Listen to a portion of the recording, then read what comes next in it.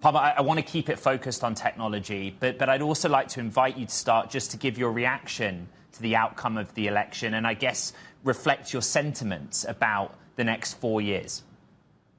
Well, I think it was obvious to most people who have been paying attention to what people are paying attention to. I know that that's contentious. A lot of people thought it was going to be close. I didn't think it was. Of course, I'm biased. I've been a Trump supporter for a long time. I supported him in 2016. I supported him in 2020. I actually wrote a letter to him while I was in college in 2011, telling him that he should run for president. So I've been a fan of the master of the art of the deal for a long time. It's nice to see it finally culminate. I'm also a big fan of his pick in J.D. Vance for vice president. He's done an incredible job. Everyone else has got to see that. But I've known JD for a while, and he's an incredible person.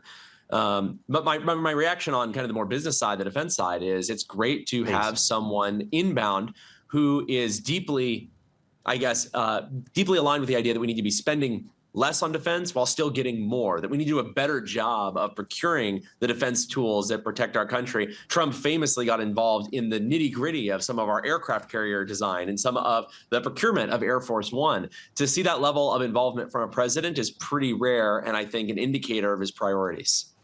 You wrote a letter to the guy back in 2011. Who knows whether that inspired his run, Palmer, but you're close, of course, with the VP-elect as well.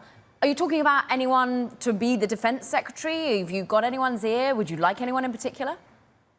Look, I've got opinions. I'm in touch with the transition team, of course, and I know a lot of people who are involved with the transition, have known them for a long time in many cases.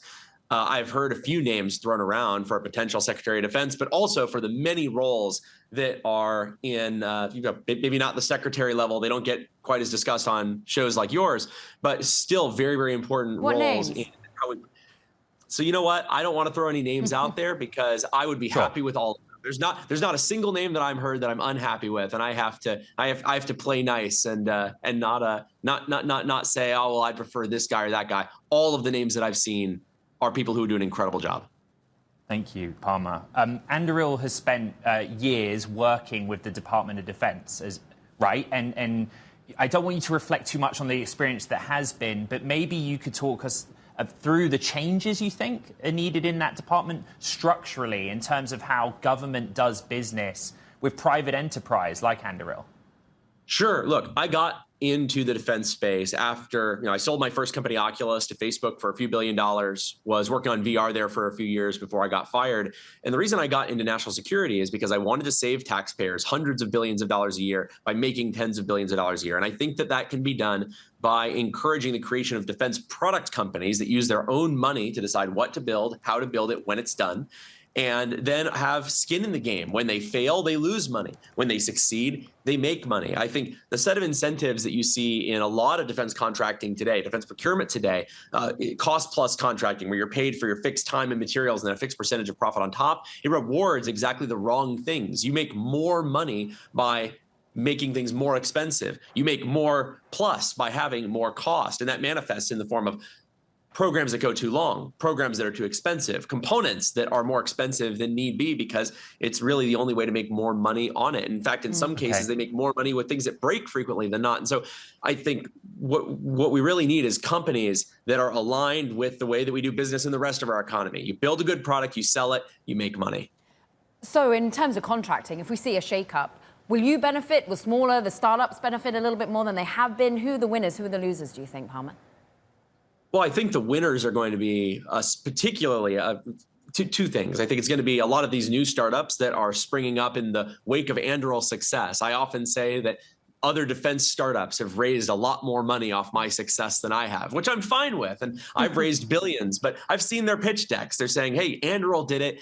The DoD is moving with this. People understand that this is a viable business model. I think another beneficiary is going to be companies that have been around for a long time that are very, very competent, that know how to get things done, that know how to write a budget, that know how to build a team, that know how to build a product. The companies that suffer are going to be the ones that try to shunt responsibility for their failures over and over and over again onto the taxpayer. I think they're the ones who are going to struggle. And I don't want to make this sound like this is just a Trump thing. This is a nonpartisan idea. I mean, Anduril's been around for about 8 years now. We did well under Trump in his first administration, and we did even better under Biden in his administration. I think we're going to do even better now. It's the defense space is one of the few that has, I think, actually successfully remained pretty nonpartisan. And that's aligned with Anduril too. I'm a Republican, obviously. I'm the founder of Anduril, but our CEO, Brian Schiff, is a Democrat. He's fundraised for Kamala. He's done fundraisers for other Democrat politicians.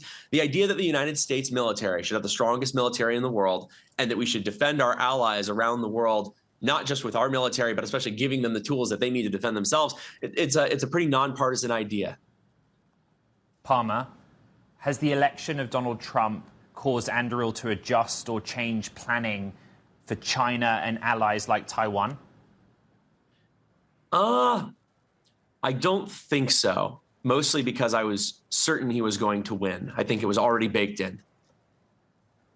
Okay, and one thing I'm fascinated by, and just bear with me on this one. Elon Musk, okay, there's an association between the two. The great unknown is whether Musk will hold a formal or informal role in some government department.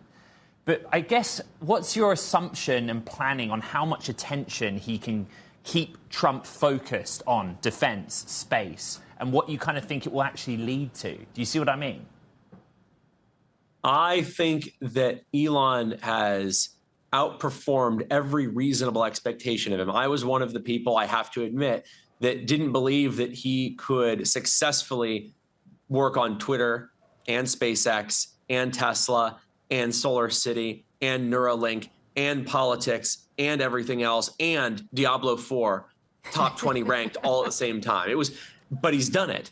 And so on the one hand, it's easy to say, oh, man, I think it's going to be really hard for him to do all of that and also keep this administration maybe focused on things like space, making humanity a multiplanetary species, an extrasolar species eventually. But you know what? Everyone who's ever bet against Elon has come away crying. So I think I'm probably just going to have to say, yeah, I bet he's going to do it somehow. Somehow he's going to do it.